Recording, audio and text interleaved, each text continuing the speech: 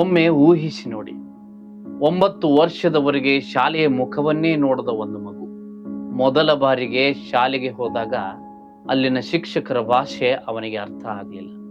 ಸಹಪಾಠಿಗಳು ಅವನನ್ನ ಮೂರ್ಖ ಅಂತ ಹೀಯಾಳಿಸಿದ್ರು.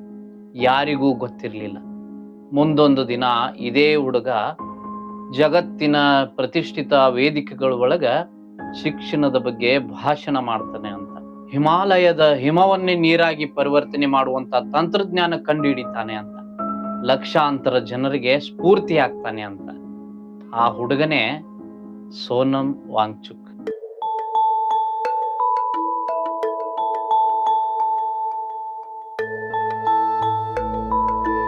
1966 ಸೆಪ್ಟೆಂಬರ್ 1 ಲಡಾಖ್ನ ಅಲ್ಚಿ ಗ್ರಾಮದ ಸಮೀಪದ ಒಂದು ಪುಟ್ಟ ಹಳ್ಳಿ. ಸುತ್ತಲೂ ಎತ್ತರದ ಬೆಟ್ಟಗಳು, ಕಡು ಚಳಿ, ಸರಿಯಾದ ರಸ್ತೆಗಳಿಲ್ಲ, ಶಾಲೆಯಂತೂ ಇರಲೇ ಇಲ್ಲ. ಆದ್ರಿಂದ 9 ವರ್ಷಗಳವರೆಗೆ ಸೋನಮ್ ವಾಂಗ್ಚುಕ್ ಯಾವುದೇ ಶಾಲೆಗೂ ಹೋಗ್ಲಿಲ್ಲ. ಆದ್ರೆ ಅವರು ಶಿಕ್ಷಣದಿಂದ ದೂರ ಉಳಿಲಿಲ್ಲ. ಅವರ ಮೊದಲ ಗುರು ಅವರ ತಾಯಿ. ತಮ್ಮ ಮಾತೃಭಾಷೆಯೊಳಗೆ ಓದೋದನ್ನ, ಬರೆಯೋದನ್ನ, ಲೆಕ್ಕ ಹಾಕೋದನ್ನ ಎಲ್ಲವನ್ನ ತಾಯಿಯೇ ಕಲಿಸಿದ್ರು. ಬಹುಶಃ ಅಲ್ಲಿನೇ ಸೋನಮ್ ವಾಂಗ್ಚುಕ್ ಒಂದು ಮಹತ್ವದ ಸತ್ಯವನ್ನ ಅರಿತುಕೊಂಡ್ರು. ಶಿಕ್ಷಣ ಅನ್ನೋದು ಭಾಷೆ ಅಲ್ಲ, ಅರ್ಥ ಮಾಡಿಕೊಳ್ಳುವುದರೊಳಗ ಅದ ಅಂತ ಅವರು ತಿಳ್ಕೊಂಡ್ರು. 9 ವರ್ಷಗಳ ನಂತರ ಅವರನ್ನ ಶ್ರೀನಗರದ ಶಾಲೆಗೆ ಸೇರಿಸಲಾತು. ಆದ್ರೆ ಅಲ್ಲಿ ಒಂದು ದೊಡ್ಡ ಸಮಸ್ಯೆ ಎದುರಾಯ್ತು. ತರಗತಿಯೊಳಗ ನಡೀತಾ ಇದ್ದ ಪಾಠ ಅವರಿಗೆ ಅರ್ಥ ಆಗ್ತಾ ಇರ್ಲಿಲ್ಲ. ಯಾಕೆಂದ್ರ ಅದು ಅವರ ಭಾಷೆಯೇ ಅಲ್ಲ. ಶಿಕ್ಷಕರು ಪ್ರಶ್ನೆ ಕೇಳ್ತಾ ಇದ್ರು, ಅವರು ಮೌನವಾಗಿರ್ತಾ ಇದ್ರು ಅಷ್ಟೇ. ಅವರ ಮೇಲೆ ಒಂದು ಮುದ್ರೆ ಬಿತ್ತು, ಇವನು ಓದಿಗೆ ಬರೋದಿಲ್ಲ. ಆ ನೋವು ಅವರ ಮನಸ್ಸಿನೊಳಗ ಆಳವಾಗಿ ಉಳಿತು.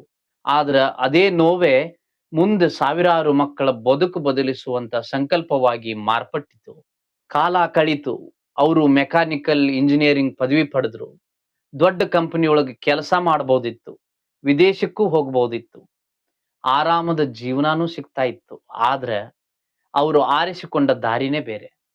ನಾನು ನನ್ನ ಜನರಿಗಾಗಿ ಕೆಲಸ ಮಾಡಬೇಕು ಅಂತ ನಿರ್ಧಾರ ಮಾಡಿದ್ರು.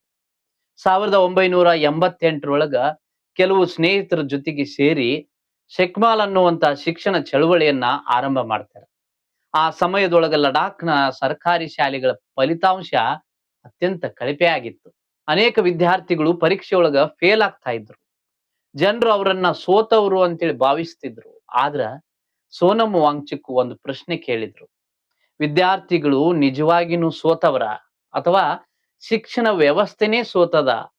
ಈ ಒಂದು ಪ್ರಶ್ನೆನೇ ಲಡಾಖ್ನ ಶಿಕ್ಷಣದೊಳಗ ಕ್ರಾಂತಿಗೆ ಕಾರಣವಾಯಿತು.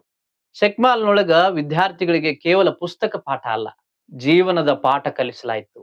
ಮನೆಯನ್ನೇ ಕಟ್ಟೋದು, ಸೌರಶಕ್ತಿ ಬಳಸೋದು, ಕೃಷಿ ಮಾಡೋದು, ಯಂತ್ರಗಳನ್ನ ತಯಾರಿಸೋದು, ಸ್ವತಃ ಸಮಸ್ಯೆಗಳಿಗೆ ಪರಿಹಾರ ಕಂಡುಕೊಳ್ಳೋದು, ಇವೆಲ್ಲಾನು ಶಿಕ್ಷಣದ ಭಾಗವಾಯಿತು.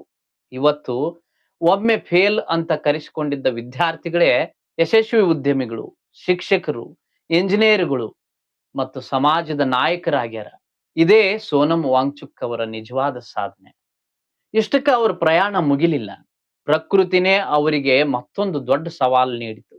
ಚಳಿಗಾಲದೊಳಗ ಲಡಾಖಿನೊಳಗ ಅಪಾರ ಪ್ರಮಾಣದ ನೀರು ವ್ಯರ್ಥ ಆಗಿ ಹರಿದು ಹೋಗ್ತಾ ಇತ್ತು.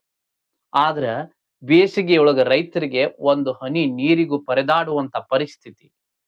ಈ ಸಮಸ್ಯೆಗೆ ಅವರು ಕಂಡು ಹಿಡಿದ ಪರಿಹಾರ ಅಂದ್ರ ಇವತ್ತು ಇಡೀ ಜಗತ್ತೇ ಮೆಚ್ಚಿರುವಂತ ಅದ್ಭುತ ಆವಿಷ್ಕಾರ ಒಂದದ. ಅದೇ ಐಸ್ ಸ್ತೂಪ.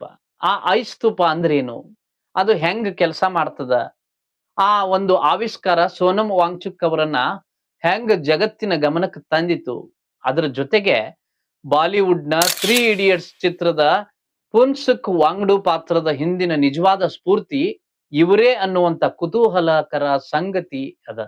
ಅದರ ಸಂಪೂರ್ಣ ಕಥೆಯನ್ನ ಮುಂದಿನ ಭಾಗದೊಳಗೆ ನಾವು ನೋಡೋಣ.